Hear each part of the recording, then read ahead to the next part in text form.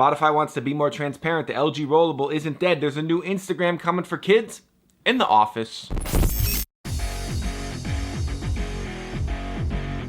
How's it going, everybody? This is Dave LeClaire with MUO Tech Bytes, and I'm here to bring you the latest from the wide world of technology news in a digestible video format that you can watch in just a couple of minutes.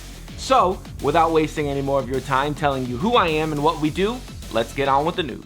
So kicking things off with our first story, apparently Spotify wants to be a little bit more transparent in terms of how much it pays its artists. One of the biggest issues since the rise of streaming music is whether or not the music artists are actually making enough money from their work. Yes, we get to stream tons and tons of music for either free with ads or for a relatively low costing compared to what it costs to went out and buy CDs all the time, but are the artists actually benefiting from it? Well, Spotify wants you to know that they have paid out a lot of money over the years to artists, and it has a new website that breaks all the details down for you. The website is called Loud and Clear, and as Spotify says, it aims to increase transparency by sharing new data on the global streaming economy and breaking down the royalty system, the players, and the process. Before you get too excited about this new website, it's not going to show you the individual earnings of certain artists. You're not going to be able to go in and look up how much Cardi B made on her latest single or how much the Deftones are making on their new album. It's not going to show you that. It's more of a big picture sort of thing where you get an idea of what the music industry as a whole is making from Spotify. It shows you things like how many artists the company has paid more than $1,000 to, how many artists the company has paid more than $1 million to. So you're gonna get those big picture sorts of things. You're not gonna see those little finite details because obviously the artists don't want that out there. They don't want people to know exactly how much they made. That's their business, not our business. Interestingly though, Spotify does claim to have paid $5 billion in royalties in 2020 alone and over $23 billion since its streaming service first launched. Overall, artists have made a lot of money, but what that doesn't tell you is how much would those same artists have made in that same period of time if people were buying their albums individually. I have no idea. I'm not a music analyst. I don't know half of it. All I know is I'm curious to know if it actually has been beneficial to artists to have a service like Spotify out there, or if they would have been better off selling their albums individually like they used to in the old days.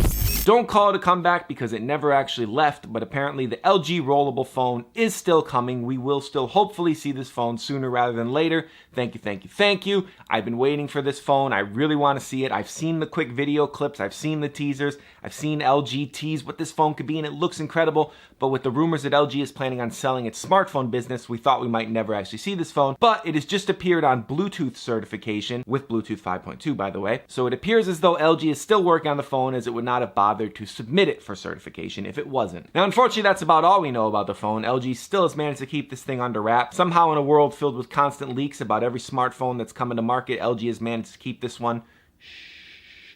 But hopefully we'll learn more soon, and it's exciting to know that the phone is allegedly still coming.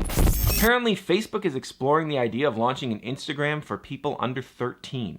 This would allow kids to have a safe space where they can come and share photos and other stuff with their friends without having to worry about adults getting in there and prying into their private photos and any type of creeps coming in, because let's be honest, there's a lot of creeps on the internet. It's not always the safest place for kids to be sharing their stuff, but if they had a place like an Instagram for kids, it might help with that. Now, currently people under 13 are not allowed to use Instagram, but that doesn't stop kids from getting on there and faking their ages. I mean, people are going to use services whether they want you to or not. Having a place where they could actually use it safely with their friends, hidden behind some type of security. So the key behind all this is that in this theoretical under 13 Instagram, parents would have full control and access to their kids' accounts, which means that they could help police what's happening and keep their kids safe while using the service. In 2017, Facebook launched a messenger for kids, so it's not out of the realm of possibility for Facebook to be working on a new service for kids, one that allows them to share photos with their friends, like Instagram. Now, this is all still very early in development, but a Facebook spokesperson did confirm to The Verge that this is in the works and it will hopefully be coming at some point in the near future. Here's what they said. Right now, there aren't many options for parents, so we're working on building additional products like we did with Messenger Kids